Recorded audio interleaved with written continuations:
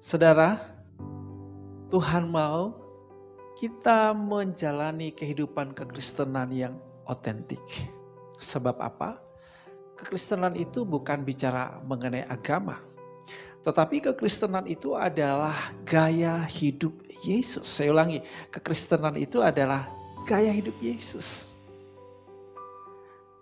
Kekristenan yang otentik adalah tidak menjadi serupa dengan dunia ini, tetapi menjadi serupa dengan Yesus.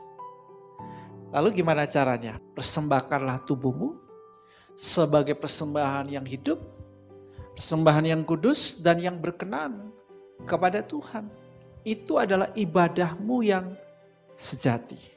Mempersembahkan tubuh kita sebagai persembahan yang hidup, kudus dan yang berkenan harus dilakukan terus menerus. Jadi bukan hanya sekali dipersembahkan, tapi terus menerus kita menyerahkan hidup kita kepada Dia. Dan yang kedua, ini adalah kuncinya. Bagaimana kita menampilkan kekristenan yang otentik adalah melalui pembaruan pikiran. Pembaruan pikiran ini juga harus dilakukan terus menerus. Supaya kita dapat mengetahui mana kehendak Allah, atau kita dapat membedakan mana kehendak Allah. Apa yang baik, yang berkenan dan yang sempurna. Pembaruan pikiran itu adalah proses yang terus menerus melalui berpikir begitu rupa. Dicatat di dalam Roma 12 ayatnya yang ketiga, kita harus berpikir begitu rupa supaya dapat menguasai diri. Dapat menguasai diri berarti saudara dapat mengontrol diri kita, dapat mengatur diri kita, dapat mempengaruhi diri kita, dapat mendisiplin diri kita. Yaitu saudara menguasai sikap, perilaku-perilaku dan kebiasaan kita.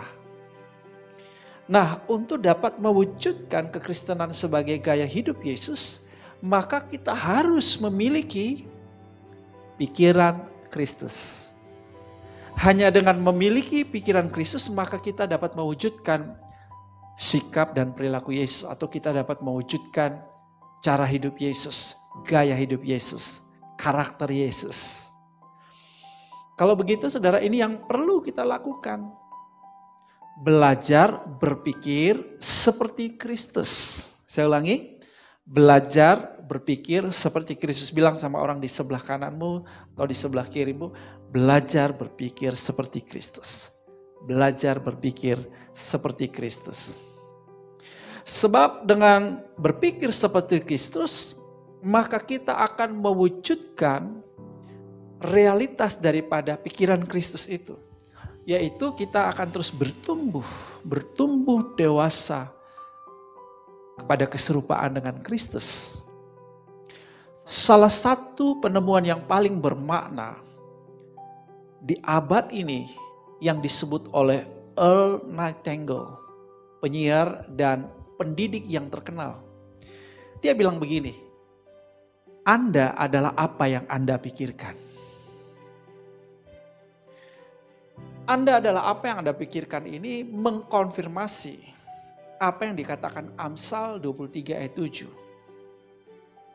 Siapa seseorang sangat ditentukan oleh bagaimana dia berpikir dalam dirinya. Atau sebagaimana orang berpikir dalam dirinya, demikianlah ia. Saya sudah memberikan kepada saudara analogi ini, bahwa buah pikiran kita seperti telur dan otak kita adalah inkubatornya.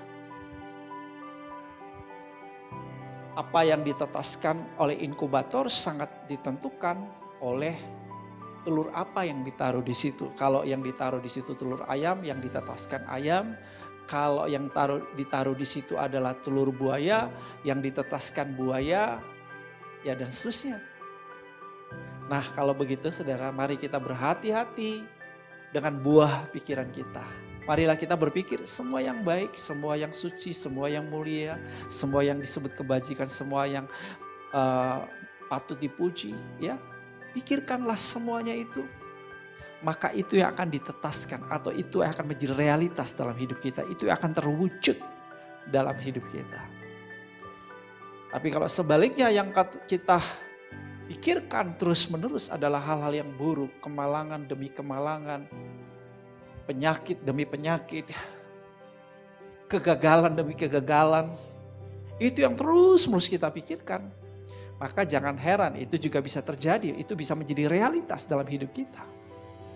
Saya juga memberi analogi bahwa buah pikiran kita seperti benih dan otak kita itu seperti tanahnya. Ya, apa yang ditumbuhkan dan apa yang akan menjadi buahnya itu akan ditentukan oleh benih apa yang ditanam. Kalau kita nanam benih mangga, maka akan tumbuh pohon mangga dan akan menghasilkan buah mangga. Kalau kita tanam jeruk, maka akan tumbuh pohon jeruk dan akan menghasilkan buah jeruk. Buah pikiran itu ibarat benih. Apa yang kita tumbuhkan dalam hidup kita dan apa yang akan kita hasilkan dari hidup kita, buah apa yang akan kelihatan dari hidup kita, sangat ditentukan oleh buah pikiran kita. Ya, sebab itu saudaraku yang kekasih, mari kita berpikir begitu rupa. Apa sih yang Anda harapkan yang terbaik dalam hidup ini? Yuk, itu yang Anda pikirkan. Apa yang menjadi janji-janji Tuhan dalam hidupmu, itu yang Anda pikirkan. Dan itu akan menjadi kenyataan. Yang percaya katakan, amin. Puji Tuhan, puji Tuhan. Mari kita cari tahu apa yang Yesus pikirkan. Kita akan baca bersama di dalam Matius 9 ayat 35 hingga ayat 36. Demikianlah Yesus berkeliling ke semua kota dan desa. Ia mengajar dalam rumah-rumah ibadat dan memberitakan Injil Kerajaan Sorga, serta melenyapkan segala penyakit dan kelemahan. Ayat 36, melihat orang banyak itu tergeraklah hati Yesus oleh belas kasihan kepada mereka, karena mereka lelah terlantar seperti domba yang tidak bergembala. Ada beberapa catatan di sini. Yang pertama, Yesus mengajar. Yesus memberitakan Injil Kerajaan. Ini sama dengan kebenaran. Ya. Yang kedua, Yesus melenyapkan segala penyakit dan kelemahan. Ini berbicara mengenai kuasa. Dan yang ketiga, Yesus tergerak oleh belas kasihan. Ini adalah kasih. Jadi apa yang Yesus pikirkan adalah kasih, adalah kebenaran, dan adalah apa? Kuasa. Ini yang Yesus pikirkan. Dan ini adalah gaya hidup Yesus. Jadi kalau saudara mau nanya apa sih gaya hidup Yesus? Kasih, kebenaran, dan kuasa. Dan ini menjadi manifestasi kehadiran Yesus. Ya, dimanapun dia berada pada waktu itu, ini yang dia lakukan, saudara. Dia memperkenalkan diri sebagai sang kebenaran, dia memberitakan Injil kebenaran itu.